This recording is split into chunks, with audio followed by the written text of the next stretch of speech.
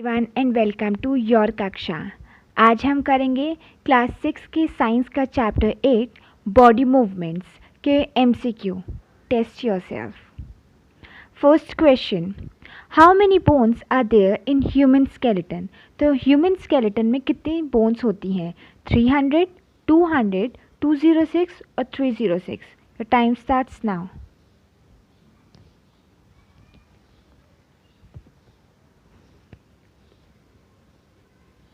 Okay तो ये वाला मैंने अच्छे से आपको एक्सप्लेन किया था कि जो अडल्ट ह्यूमन बीइंग होते हैं उसमें अगर सिर्फ आपको ऐसे पूछेगा how many bones are there in human skeleton तो आंसर हो जाएगा 206। अगर यही पूछे how many bones are there in children या इन इन्फेंट ह्यूमन स्केलेटन तो इन्फेंट में 300 होती हैं और जो अडल्ट होता है उसमें 206 होती है। यहाँ पे इन्फेंट कहीं नहीं लिखा है इसलिए आपके 206 आंसर हो जाएगा। Okay. Second question, the skeleton provides dash to the body. Skeleton body को क्या प्रोवाइड करता है? First support, second ability, third framework, fourth backbone. Choose your option.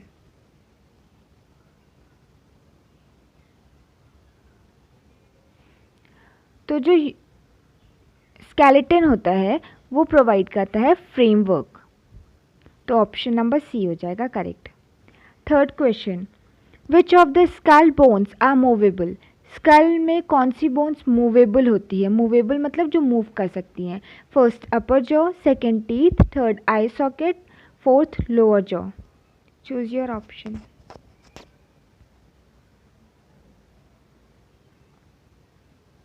Okay time's up. तो आपने देखा होगा ये आपका स्कल है। स्कल का जो ऊपर वाला पार्ट है दैट इज अपर स्कल, ये होता है फिक्स्ड जॉइंट। और जो लोअर स्कल होता है, ये जो लोअर नीचे का जॉ है, लोअर जॉ जो होता है ये मूवेबल होता है। अगर आप बोल भी रहे हैं तो उस टाइम लोअर जॉ सिर्फ मूव करता है, आपका अपर जॉ बिल्कुल मूव नहीं करता। तो आंसर क्वेश्चन ने पूछा है कौन सा मूवेबल है जो मूव करता है, तो आंसर हो जाएगा lower jaw. Option number D is correct. Next question, the point where two bones meet is called. तो ऐसा पॉइंट जहाँ पे दो बोन्स मिलती हैं उस पॉइंट को क्या बोलते हैं? टेंडन, pelvic, joint और skeleton. Your time starts now.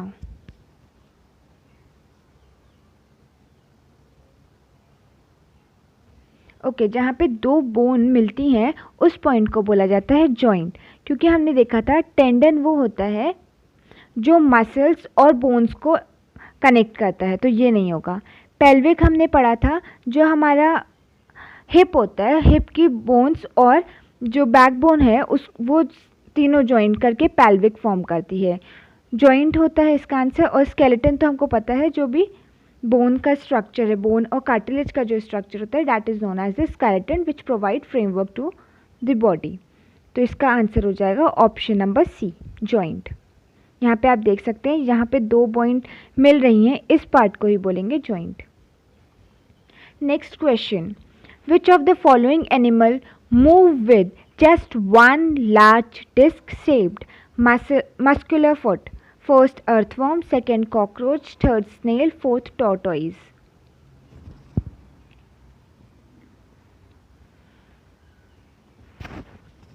Okay, time's up. तो बोला है एक one large disc-shaped muscular foot किस में प्रेजेंट होता है? ये प्रेजेंट होता है स्नेल में, क्योंकि आपने स्नेल में देखा होगा ये जो नीचे आपको दिख रहा है ये इसका एक फुट है, इसको फुट बोलते हैं। तो ये एक लार्ज डिस्क शेप का फुट, मस्कुलर फुट है, मसल्स का फुट है, that is present in snail.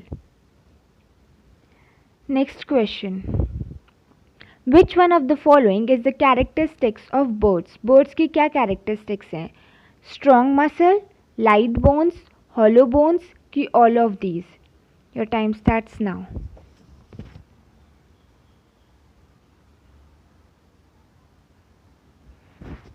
तो आपको इस क्वेश्चन में बर्ड्स की कैरेक्टरिस्टिक्स पूछा है। तो यहाँ पे मैंने बताया था इनके जो फोर आर्म्स होते हैं ये मॉडिफाई होते हैं विंग्स में, और इनकी जो बोन्स होती हैं वो हॉलो होती हैं, खोखली होती हैं और लाइट इन वेट होती हैं, ताकि ये अपने आप की बोन्स मतलब इनकी बॉडी हैवी ना हो जाए। अगर हैवी हो जाएगी बॉडी तो फिर ये उड़ नहीं पाएंगे, और उड़ने के लिए इनको लाइट होना पड़ेगा। इसके लिए जो बोन्स होती हैं वो हॉलो होती हैं और लाइट इन वेट होती है। जो इनकी मसल्स होती हैं वो बहुत स्ट्रॉन्ग होती हैं, तभी तो इनको फ्लाइट में हेल्प करेगी। तो आंसर हो जाएगा ऑल ऑफ दीज। तो क्वेश्चन नंबर 6 का option number D is correct, all of these. Next question, which of the following are ball and socket joints. इनमें आपको कुछ ऑप्शन दिए, इनमें बताना है बॉल सॉकेट जॉइंट कहाँ प्रेजेंट है। Elbow, shoulder joint, knee joint की हिप जॉइंट। तो ऑप्शन यहाँ पे हैं ए एंड बी, मतलब ए एंड बी का मतलब एल्बो और shoulder joint, B and C shoulder and knee joint, A and C elbow and knee joint की B and D shoulder and hip joint. तो आपको ऑप्शन से करेक्टली आंसर बताना। Your time starts now.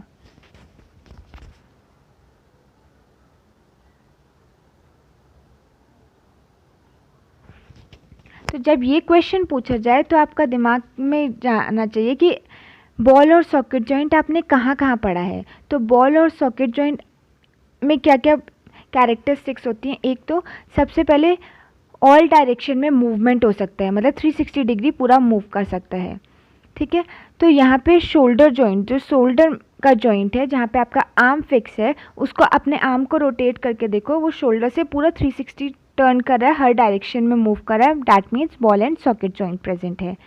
Second, अगर आप देखेंगे hip joint, जो आपका हिप है और जो थाई है वहाँ पे जो जॉइंट होता है वहाँ पे भी आप पूरा 360 मूवमेंट या फिर ऑल डायरेक्शन में मूवमेंट कर सकते हैं। तो यहाँ इन दोनों में ही आपका ball and socket joint present है, मतलब option number B and option number D. Option तो इसका करेक्ट हो जाएगा 7th का option number D is correct, B and D. जबकि आपके नी जॉइंट में हाइंड जॉइंट प्रेजेंट होता है, जहाँ पे जो मूवमेंट होता है वो रिस्ट्रिक्टेड होता है या फिर लिमिटेड होता है। नेक्स्ट क्वेश्चन, यहाँ पे आप देख सकते हैं शोल्डर में इस पार्ट पे और हिप जॉइंट के यहाँ पे, इन दोनों जगह पे बॉल एंड सॉकेट जॉइंट, यहाँ पे एक आपकी बोन बॉल फॉर्म करी और दूसरी आपकी जबकि सॉकेट फॉर्म करी। यहाँ पे भी बॉल फॉर्म करी, इधर सॉकेट, और इसका जो मूवमेंट होता है पूरे डायरेक्शन में आप इसको राउंड रोटेट कर सकते हैं यहाँ पे। तो that means ball and socket joint present है। Next, the joint in cranium is a. Cranium क्या होता है, यहाँ पे आपको ये जो दिख रहा है ये ऊपर वाला, इसको क्रेनियम बोलते हैं। तो यहाँ पे कौन सा जॉइंट प्रेजेंट है, ग्लाइडिंग, बॉल एंड, इस पार्ट में only, okay, gliding, ball and socket, fixed joint और hinge joint. Your time starts now.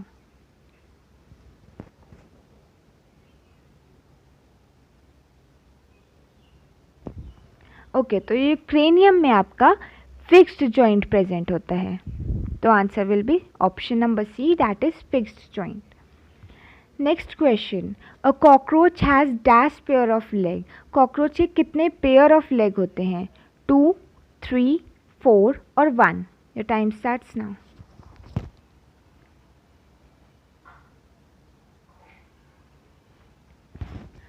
तो कॉकरोच के लेग्स को आपको अगर देखना है तो पेयर ऑफ लेग पूछा है, ओके। तो मतलब टोटल 6 लेग्स होते हैं और 3 पेयर में होते हैं। ये फर्स्ट पेयर, यहाँ पे एक 1, सेकेंड एंड देन थर्ड।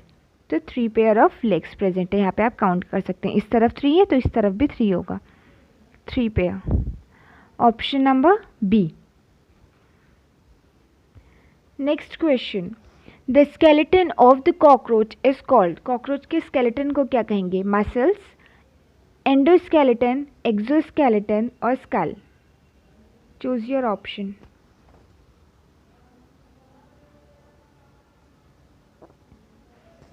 तो जो स्केलेटन कॉकरोच में प्रेजेंट होता है, दैट मीन्स ये जो स्केलेटन प्रेजेंट है इसको बोलते हैं एक्सोस्केलेटन, और ये बहुत हार्ड इन नेचर होता है। तो this answer option number C हो जाएगा 10th क्वेश्चन का। Next question, the part of body which protects the brain is. Body का कौन सा पार्ट है जो ब्रेन को प्रोटेक्ट करता है, स्कल, बैकबोन, रिब्स और none of these. Time starts now.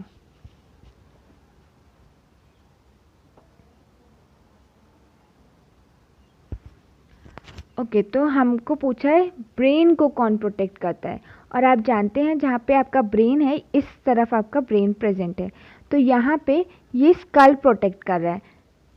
जबकि बैकबोन जो है ये तो आपके बैक में प्रेजेंट होती है, वहाँ पे ब्रेन नहीं है आपका, तो ये नहीं होगा। रिब किधर प्रेजेंट है? आपके चेस्ट रीजन में, जहाँ पे वो लंग्स, हार्ट और लिवर को प्रोटेक्ट करता है, तो ये भी नहीं है। नन ऑफ दीज नहीं है क्योंकि हमारा आंसर है स्कल, तो answer will be skull. Next question, the hip bone is also called, hip bone को और हम क्या बोल सकते हैं? कार्टिलेज, पेल्विस, वर्टिब्री और ribs.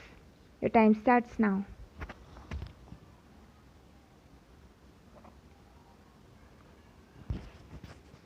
Okay, time's up.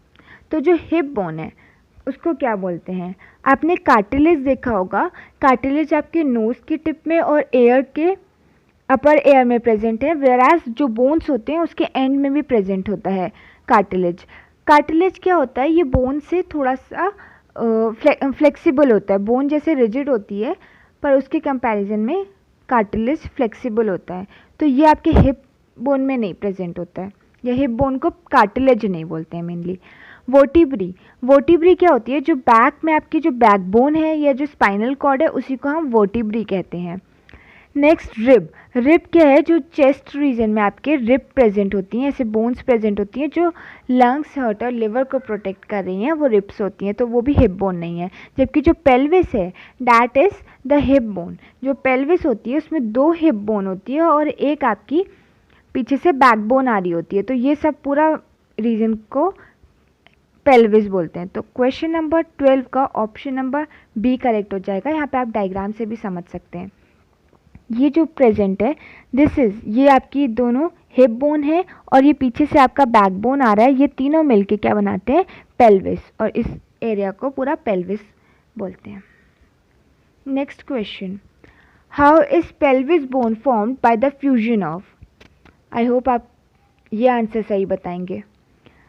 3 bones, 2 bones, 4 bones और none.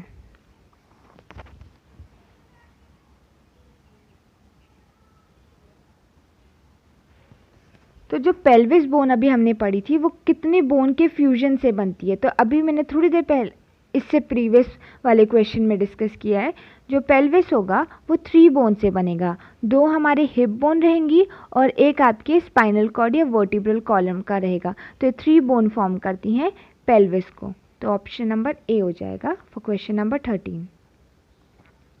Next question, Which of the following is not an arm bone in the human skeleton? Human skeleton में arm bone, जो आर्म की bone नहीं है वो आपको बतानी है। ह्यूमरस, अल्ना, फीमर और रेडियस।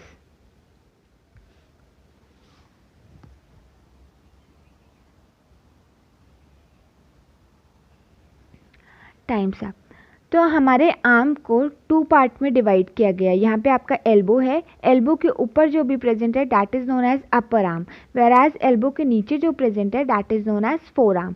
तो जो अपर आर्म होता है उसमें प्रेजेंट होती है 1 बोन जिसका नाम होता है ह्यूमरस, वेयर एज जो आपका फोर आर्म होता है उसमें प्रेजेंट होती हैं 2 बोन्स जिनका नाम होता है रेडियस एंड अल्ना।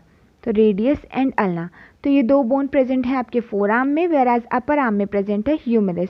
जो फीमर होती है ये आपके थाई में प्रेजेंट होती है। तो आपको पूछा है कौन सी बोन प्रेजेंट नहीं होती है आर्म में, तो फीमर है जो प्रेजेंट नहीं है, इसलिए क्वेश्चन नंबर 14 का option number C will be the correct, femur. Next question, यहाँ पे आप डायग्राम से भी एक बात देख सकते हैं, जो फोर आर्म अपर आर्म है इसमें प्रेजेंट है ह्यूमरस और जो फोर आर्म होता है इसमें प्रेजेंट होती है रेडियस एंड अल्ना। और question number 15, which of the following statement is or are correct? First, in the ball and socket joint, one end of the bone has a round shape like a ball which fits into the socket in the other bone. Second, a ball and socket joint allows much more movement of bones than a hind joint. Third, at the shoulder, the ball of the top end of upper arm bone fits into the socket of the shoulder blade bone to form a ball and socket joint, या option number D all of the above. तो इनमें से कौन सा answer correct है? Take your time and tell me the answer.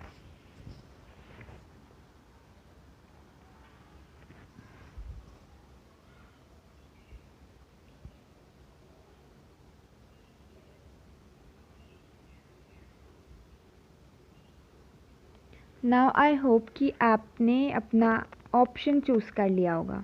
तो first में बोला है कि जो भी बॉल और सॉकेट जॉइंट है इसमें एक बोन तो बॉल शेप में होती है जबकि दूसरी बोन सॉकेट शेप में होती है। तो यस, ऐसा होता है, तो ये करेक्ट है। सेकेंड ऑप्शन है a ball and socket joint allows much more movement of bones than a hinge joint. तो जो बॉल एंड सॉकेट जॉइंट है इसमें मूवमेंट पूरा 360 मतलब पूरे डायरेक्शन में होता है, जबकि हाइंड जॉइंट में सिर्फ वन ही डायरेक्शन में मूवमेंट हो सकता है। दैट मीन्स ये ऑप्शन भी करेक्ट हो जाएगा। Third, at the shoulder the ball, तो जो थर्ड ऑप्शन है उसके लिए आप डायग्राम से देखिए। At the shoulder the ball of, यहाँ पे शोल्डर में देखिए इसमें आर्म में बॉल बनी है जबकि शोल्डर में सॉकेट है, तो ये करेक्ट है। जबकि हिप जॉइंट के में भी थाई में बॉल है और हिप में सॉकेट है, तो मतलब ऑप्शन नंबर सी भी करेक्ट है। और तो इसका मतलब all of these will be the correct option. Okay,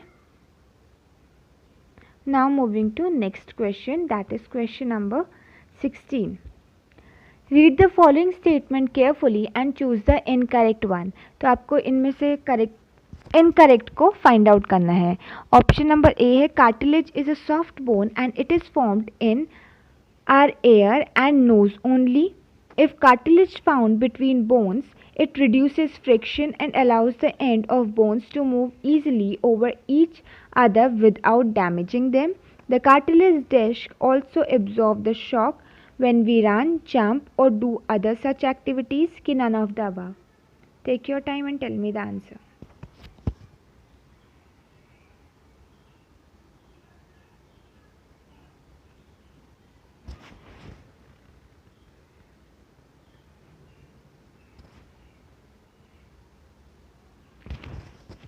तो इस क्वेश्चन में आपको इनकरेक्ट बताना है, और इनकरेक्ट तो फर्स्ट वाला था cartilage is soft bone and is found in our ear and nose only. तो यहाँ पे बोला है कार्टिलेज बहुत सॉफ्ट बोन है, ये सिर्फ हमारे एयर और नोज में ही प्रेजेंट है। अभी इसको चेक करेंगे बाद में। Second, if cartilage found between bones it reduces friction and allows the end of bones to move easily over each other without damaging them. तो इसके लिए आप ये वाला देखिए, बोन के एंड में कार्टिलेज प्रेजेंट है और ये इसीलिए प्रेजेंट है ताकि यहाँ पे फ्रिक्शन ना फॉर्म हो और मूवमेंट ईजी हो पाए। तो ये तो ऑप्शन नंबर बी करेक्ट हो जाएगा। तो हमको इनकरेक्ट बताना है, तो ये वाला तो नहीं होगा, ये करेक्ट है। थर्ड बोला है the cartilage disc also absorb the shock when we run, jump or do such other activity. तो जब हम कूदते हैं, भागते हैं या कुछ ऐसी एक्टिविटी करते हैं तो जितना भी शॉक जब आता है तो वो कार्टिलेज डिस्क उसको एब्जॉर्ब करती है, तो ये भी करेक्ट है। नन ऑफ दीज नहीं होगा क्योंकि ऑप्शन नंबर ए इनकरेक्ट है। इसमें बोला है सिर्फ नोज़ और एयर में प्रेजेंट है, नोज़ और एयर में प्रेजेंट है, ये तो ठीक है, लेकिन ओनली बोला है तो ये गलत है क्योंकि अभी आपने देखा कि बोन्स के एंड में भी तो प्रेजेंट है। तो इसका मतलब क्वेश्चन नंबर 16 का ऑप्शन नंबर ए इनकरेक्ट है। तो ऑप्शन नंबर ए आंसर हो जाएगा क्योंकि इनकरेक्ट पूछा है, तो इनकरेक्ट ऑप्शन नंबर ए है, तो answer will be option A. Next question, the soft and elastic bone present in the human skeleton are known as. जो सॉफ्ट और इलास्टिक बोन प्रेजेंट है हम में या हमारे स्केलेटन में, उसको क्या बोलते हैं? कार्पल्स, कार्टिलेज, वर्टिब्री या collar bone? Take your time and tell me the answer.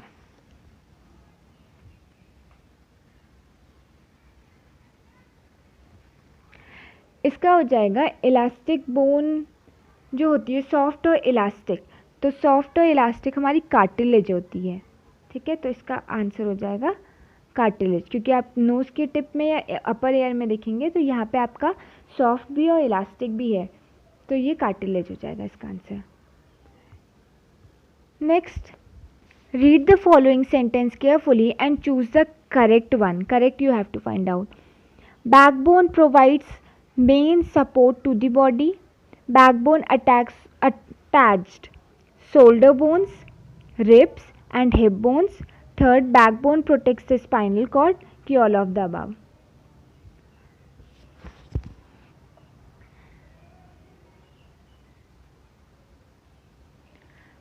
तो इसके लिए आप ये डायग्राम को भी देखते जाना। Backbone provide main support to the body, ये करेक्ट है क्योंकि आपके जो पीछे बैकबोन प्रेजेंट है बैक में, वो पूरी बॉडी को मेन सपोर्ट यही प्रोवाइड करती है। सेकेंड ऑप्शन है backbone attach shoulder bones, ribs and hip bone. तो यहाँ पे देखिए बैकबोन से ही आपके शोल्डर बोन भी अटैच्ड है। ये जो रिब है ये रिब केज फॉर्म करता है, तो क्या आगे की बोन से पीछे बैकबोन तक पूरा कनेक्ट करता है, तो डैट मीन्स ये भी करेक्ट हो जाएगा। और हिप बोन हमने पढ़ा था, हिप की 2 बोन्स और एक आपकी बैकबोन, तो ये 3 बोन फॉर्म करती हैं पेल्विक, तो ये भी आपका करेक्ट हो जाएगा। Backbone protect the spinal cord, तो स्पाइनल कॉर्ड आपके बैक में प्रेजेंट होती है which is protected by backbone, तो ये ऑप्शन भी करेक्ट हो जाएगा। That means option number A B C तीनों करेक्ट है, तो ऑप्शन नंबर डी करेक्ट हो जाएगा, ऑल ऑफ द अबव। तो क्वेश्चन नंबर 18 का option number D is correct. Next question, underwater diver wear fin like flippers on their feet too. जो divers होते हैं वो फिन लाइक फ्लिपर्स पहनते हैं। यहाँ पे आप डायग्राम में देख सकते हैं, ये फ्लिपर्स होते हैं। ये क्यों पहनते हैं? Swim easily in water, second look like a fish, third walk on water surface, की fourth walk over the bottom of the sea. Your time starts now.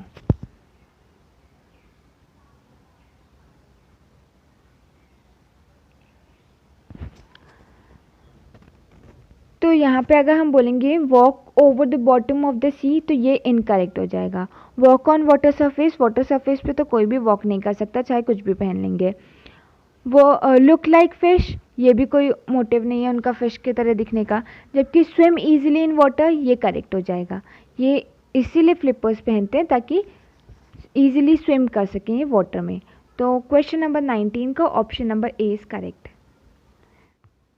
Next question is, Anna is writing some statement. Choose the correct statement and help her. Correct statement आपको find out करना है.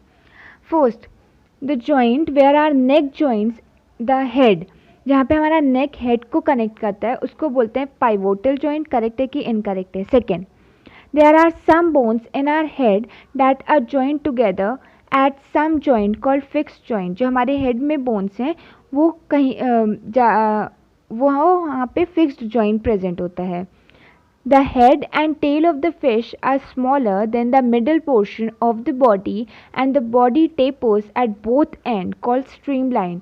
जो fish की अगर body देखेंगे तो दोनों side, मतलब आगे हेड के साइड और टेल के साइड, दोनों साइड टेपर होती है। टेपर मीन्स पतली हो जाती है, तो इसी को बोलते हैं स्ट्रीमलाइन कि ऑल ऑफ द अबव। आपको फाइंड आउट करना है करेक्ट स्टेटमेंट।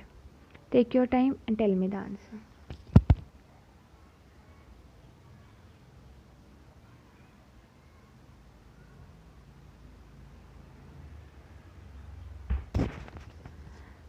तो इसमें अगर हम ऑप्शन नंबर फर्स्ट देखें, जहाँ पे नेक और हेड कनेक्ट करता है उसको पाइवोटल जॉइंट कहते हैं, तो ये आंसर करेक्ट हो जाएगा।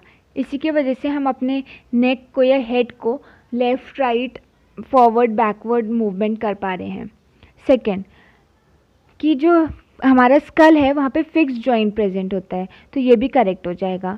थर्ड, जो फिश का हेड और टेल है मतलब ऐसे प्रेजेंट होता है, हेड और टेल जो होगा वो थोड़ा टेपरिंग इन एंड होगा, इस टाइप का बॉडी होगी उसकी। तो हेड रीजन और टेल रीजन दोनों टेपरिंग होगा, और जब पॉइंटेड होगा मीन्स, और जो मिडल पार्ट है वो ब्रॉड होगा as compare to head and tail part, तो इसी को स्ट्रीमलाइन बोलते हैं। तो ये भी करेक्ट है, तो all of the above answer हो जाएगा, ऑल ऑफ द अबव। एक बार ये डायग्राम से समझ लेते हैं। ये देखिए यहाँ पे आपके नेक में पाइवोटल जॉइंट प्रेजेंट है, जिसकी वजह से मूवमेंट हो पाता है आपका लेफ्ट राइट फॉरवर्ड बैकवर्ड, जो भी मूवमेंट है that is because of pivotal joint. Second जो है, ये जो स्कल में यहाँ पे आपका प्रेजेंट है फिक्स्ड जॉइंट, तो ये भी करेक्ट है। जो आपकी फिश है इसके आगे का पार्ट एंड पीछे का मतलब टेल और हेड ये टेपरिंग होती है, whereas जो आपका सेंटर पार्ट होता है ये थोड़ा ब्रॉड शेप होता है, इसी को स्ट्रीमलाइन बोलते हैं, तो ये भी करेक्ट है। तो ऑप्शन नंबर डी हो जाएगा correct answer. Okay, all of the above. Next question is for your homework. The muscles covers the, muscles क्या कवर करती हैं? Skin, bones, both A and B के नन ऑफ दीज। तो ये आपका homework question है, इसका आंसर आपको कमेंट बॉक्स में कमेंट करना है एंड अपना स्कोर बताना है 20 आउट ऑफ 20 आपके कितने करेक्ट हुए। सो होप कि आपको ये MCQ राउंड अच्छा लगा होगा। अगर अच्छा लगा तो press the like button, share with your friend, subscribe the channel your कक्षा।